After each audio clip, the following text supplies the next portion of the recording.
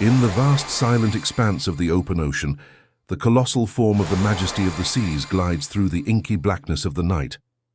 The only sounds are the gentle lapping of waves against its hull and the distant hum of its engines. Deep within its labyrinthine corridors, a pervasive stillness reigns.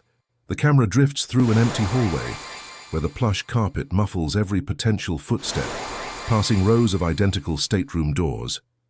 It finally comes to a halt before one particular door, distinguished only by a small plastic sign hanging from its handle, "Do not disturb." The camera focuses on the cold metallic gleam of the handle, a silent sentinel guarding the secrets within, before slowly pulling back, leaving the viewer to wonder what lies beyond that closed door. The silence is not peaceful. It is heavy, unsettling, and filled with unspoken questions that hang in the air like a thick fog. The discovery threw the ship into a state of controlled chaos, transforming a vessel of leisure into a floating crime scene.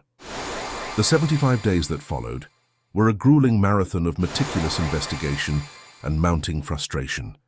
A montage of activity unfolds.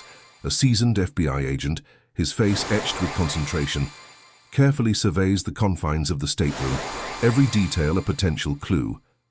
Forensic experts in sterile white suits methodically dust for fingerprints, their movements precise and deliberate, their findings obscured from our view. A calendar on a desk shows the passing of time, each day crossed off with a firm red line, marking over 2 months of relentless yet fruitless effort. On screen, a flurry of news headlines flash by. Mystery at sea, passenger vanishes. Cruise ship investigation stalls. Family pleads for answers. We see the lead investigator, a man visibly worn by the weight of the case, standing before a large evidence board. The board is a chaotic mosaic of photographs, maps of the ship's layout, and handwritten notes connected by a web of colored string, a testament to an investigation that has spiraled in every direction but has yet to find its center.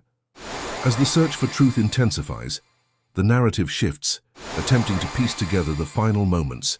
We see a recreated scene of the passenger, a woman named Elena standing on her private balcony. She is not distressed, but rather appears contemplative, her gaze fixed on the endless horizon where the dark water meets the twilight sky. Her expression is serene, almost peaceful, making the subsequent events all the more jarring. The video cuts rapidly between images, the now empty stateroom looking stark and sterile under the harsh lights of the investigation, the vast indifferent expanse of the ocean, a massive unknowable entity that swallows all secrets, and the face of the lead investigator, his brow furrowed in a mask of pure frustration as he stares at the evidence board. The camera then zooms in on a single object laid out on an evidence table, a small silver locket, its surface smudged.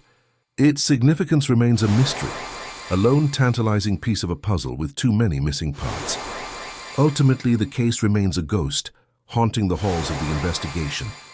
The Majesty of the Seas is shown docked at port, its festive lights extinguished, sitting under a heavy overcast sky that mirrors the somber mood of the unresolved mystery.